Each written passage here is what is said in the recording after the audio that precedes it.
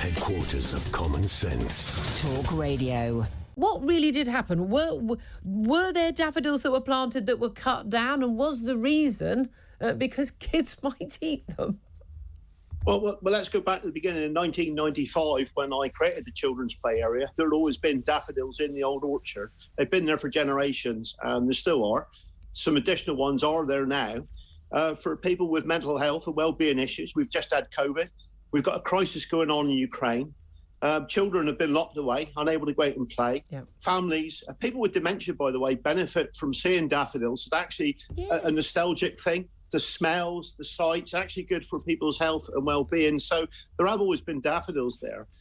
The truth of the matter is we don't actually know who cut the daffodils down. But there were daffodils, and then there weren't. Someone cut them down. Yeah, some survived because obviously some were in bud. But it all started actually, I suppose you have to go back to the 7th of March this year.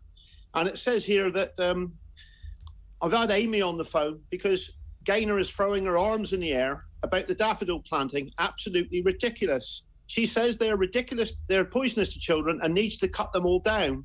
I'm not entirely sure where they were planted.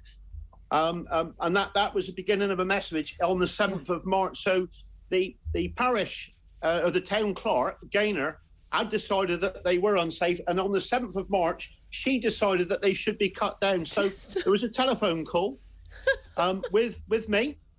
I spoke to one of the councillors and I said to her that I'm not cutting them down, I'm not moving them, I'm not taking them away. So that was my answer. I said, but if you want to take them down, that's a matter for you. But let's see what the public say. The honest answer is we have no idea Someone who took them down. But the idea is that because if you eat daffodils, again, why? They can make you severely ill, give you diarrhoea, they can cause severe vomiting. I mean, that's probably one of the reasons why we don't eat daffodils. There are lots of things that we can't eat, human beings can't eat, but we don't just sort of hide them away. I mean, I don't think I ever at any point have had to tell a child, no, don't eat the flowers. And if they did and they got ill, they'd probably know not to eat a flower again, would seem to me to be how human beings learn these things. It's quite bizarre, this idea. We don't let kids play, is it schools banning conkers, or you can't do handstands, you might break your back, you can't do this. It's almost like we're just desperately just trying, wrap your kids in cotton wool and we'll just let them just get fat and just sit in pods on screens for the rest of their lives. This is really sad, isn't it? It is really sad. And I think that we all, every day, face risk.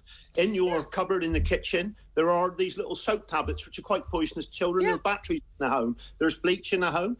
In this children's play area this morning, I went to check this morning, there are ivy berries in there, there are ivy leaves in there. There's arum cuckoo pints growing nearby there and other toxic plants. They've been there for generations. How did human beings survive all this time?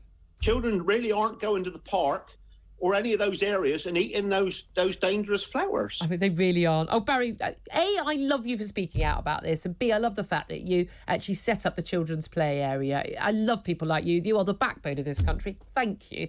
Good talk. Hot talk. Bold talk. Talk Radio. Listen on your smart speaker. Watch it live on your smart TV. The world headquarters of common sense. Talk Radio.